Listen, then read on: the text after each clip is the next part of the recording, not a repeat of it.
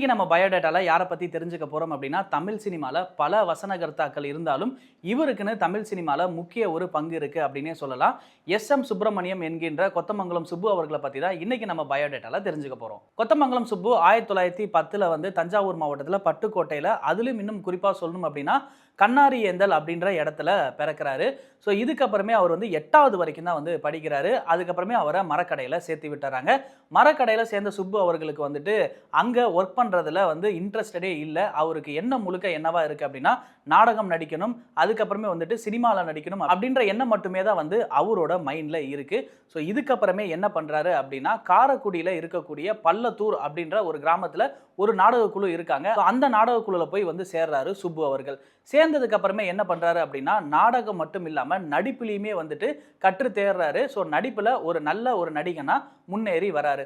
இதுக்கப்புறமே 1936ல MK. Radha அவரு ஹீரோவா நடிச்சு வெளியாகிற படம் தான் வந்து சந்திரமோகனா. இந்த படத்துல ஒரு கேரக்டர் ஆர்டிஸ்டா வந்து நடிச்சிருப்பாரு சுப்பு. ஸோ தமிழ் சினிமால முதல்ல ஒரு ஆர்டிஸ்டா தான் வந்து காலடி எடுத்து வைக்கிறாரு சுப்பு அவர்கள். ஸோ இதை தொடர்ந்து அனாதை பெண், அதிர்ஷ்டம், திருநீலகண்டர், சாந்த சக்குபாய், அடங்கா பிடாரி, சுகுண சரசா, பக்தசேதா, சூரியபுத்திரி, கச்ச தேவயானி, மதன காமராஜன், நந்தனர், பக்த நாரதர், தாசி அபரஞ்சி அப்படின்னு பல படங்கள்ல இவரோட நடிப்பு பயணம் தொடர்ந்தது தமிழ் சினிமால. திருநீலகண்டர் அப்படின்ற படத்துல இருந்து தான் கொத்தமங்கலம் சுப்பு அப்படின்னு இவரோட பேர் அங்க இருந்து தான் மாறுது.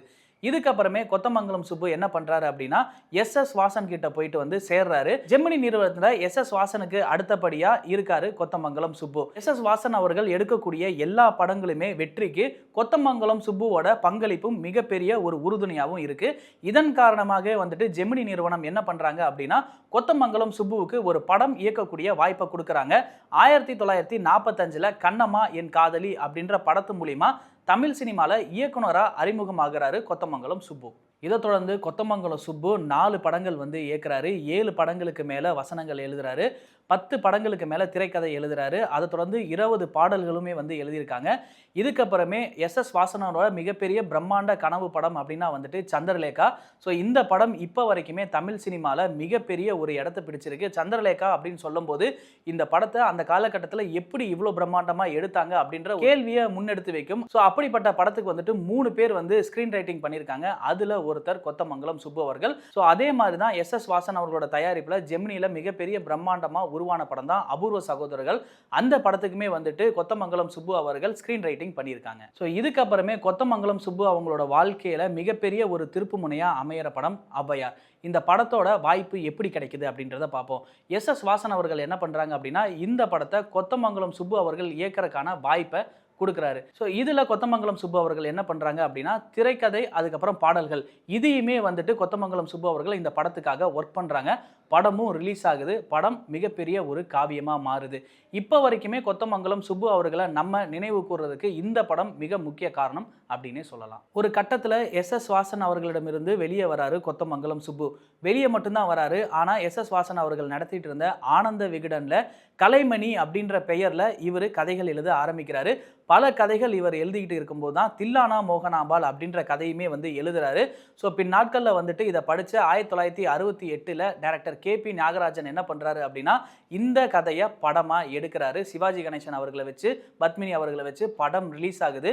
இப்போ வரைக்குமே தமிழ் சினிமாவில் தில்லானா மோகனாம்பாள் அப்படின்னு சொன்னால் தனி ரசிகர் கூட்டமே இருக்காங்க. ஸோ இந்த படம் தமிழ் சினிமா காவியமாக அமைஞ்சது. இதை நான் சொல்லி தெரிய வேண்டியது இல்லை.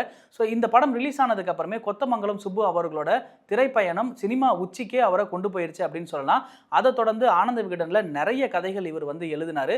அதில் ஒரு கதை அப்படின்னா வந்து மோட்டார் சுந்தரம் பிள்ளை.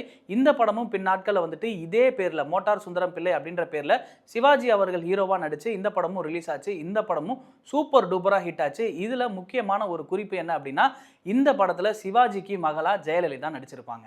ஸோ இதை தொடர்ந்து கொத்தமங்கலம் சுப்பு அவர்கள் வில்லுப்பாட்டை இயக்கி இசையமைக்கிறதுல மிகப்பெரிய ஒரு வல்லவர் அப்படின்னே வந்து சொல்லலாம். காந்தி மகான் அப்படின்ற தலைப்பில் காந்தி அவர்களை பற்றி நிறைய வில்லுப்பாட்டுகளை வந்து எழுதுறாரு, இயக்குறாரு. பல மேடைகளில் வந்து நாடகங்களாக இதை போடுறாங்க. ஸோ காந்தி அவர்களை பற்றின வரலாற்றை தெரிஞ்சுக்கணும் அப்படின்றக்காக மக்கள் கூட்டமாக இந்த ஒரு நாடகத்தை போய் பார்க்குறாங்க. இவர் பாடின பாட்டை கேட்டு அவ்வளோ மகிழ்ந்தாங்க அப்படின்னா சொல்றதுக்கு வார்த்தையில காந்தி மகான் அவர்களை பத்தி வில்லுப்பாட்டுல அவ்வளோ தூரம் எடுத்து கொண்டு போய் சென்றாரு கொத்தமங்கலம் சுப்பு அவர்கள். ஸோ கொத்தமங்கலம் சுப்பு தமிழ் சினிமாக்குள்ள வரதுக்கு முன்னாடியே கல்யாணம் பண்ணிக்கிட்டாரு.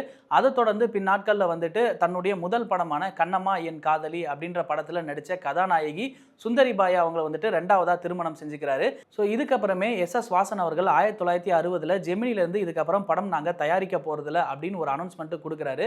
ஸோ அதை பார்த்த சுப்பு அவர்களும் என்ன பண்றாங்க அப்படின்னா இதுக்கப்புறம் தமிழ் சினிமால அவருமே ஓரமா ஒதுங்கிடுறாரு. அதை தொடர்ந்து ஆனந்த விகடன்ல நிறைய கதைகள் எழுதுறாரு. இதுக்காகவே இவருக்கு 1968 கலை சிகாமணி அப்படின்ற அவார்டும் கிடைக்குது. ஸோ பின் நாட்களில் வந்து கலைமாமணி அப்படின்னு இந்த பட்டத்தை வந்து அழைச்சாங்க. இதுக்கப்புறமே வந்து 1971 இவருக்கு பத்மஸ்ரீ அப்படின்ற அவார்டும் கிடைக்குது. 1974 இந்த மண்ணை விட்டு பிரியறாரு கொத்தமங்கலம் சுப்பு அவர்கள். இந்த மண்ணை விட்டு பிரிஞ்சாலும் அவர் இயக்கிய எழுதிய கதைகள் மிகப்பெரிய காவியமா தமிழ் சினிமால இருக்கு. ஔவையார், தில்லானா மோகனாம்பாள் இந்த கதைகள் மூலமா இன்னமுமே கொத்தமங்கலம் சுப்பு தமிழ் சினிமால வாழ்ந்துட்டு தான் இருக்காரு. ஸோ இதை தொடர்ந்து 1951 ஜெமினியோட தயாரிப்புல வெளிவந்த படம் தான் சம்சாரம். இந்த படத்தை பார்த்துட்டு அழுகாதவங்களே கிடையாது அப்படின்னே சொல்லலாம். ஏன்னா இந்த படத்தை பார்த்துட்டு முடிச்சுட்டு வெளியே வரவங்க எல்லாருமே தேம்பி தேம்பி அழுதுட்டு வெளியே வந்தாங்க அப்படின்னு அந்த காலகட்டத்தில் சொல்லுவாங்க. ஏன்னா இந்த படத்தில் இருந்த பாடல்கள் அவ்வளோ சோகரசமாக நிறைஞ்சிருந்தது அப்படின்னு சொல்லுவாங்க. ஏன்னா இதுக்கு பாடல் எழுதியது யார் அப்படின்னா கொத்தமங்கலம் சுப்பு அவர்கள் தான் எழுதியிருந்தாங்க. ஸோ இன்னும் குறிப்பாக சொல்லணும் அப்படின்னா அந்த படத்தில் அம்மா பசிக்குதே அப்படின்ற பாடல் ஏற்படுத்தின தாக்கம் இது வரைக்கும் தமிழ் சினிமாவில் அப்படி ஒரு தாக்கத்தை ஏற்படுத்தலை அப்படின்னு தான் வந்து இப்போ வரைக்குமே சொல்லிட்டு இருக்காங்க. ஜெமினியை விட்டு வெளியே வந்தாலும் கொத்தமங்கலம் சுப்பு அவர்களுக்கு 1960 எஸ் வாசன் அவர்கள் இரும்பு திரை அப்படின்ற படத்தை தயாரிக்கிறாரு. இந்த படத்துல பாடல்களும் திரைக்கதையும் எழுதுற பொறுப்பை கொத்தமங்கலம் சுப்பு கிட்ட எஸ் வாசன் அவர்கள் கொடுக்குறாங்க. அந்த பொறுப்பையுமே கொத்தமங்கலம் சுப்பு அவர்கள் ஏற்கிறாரு.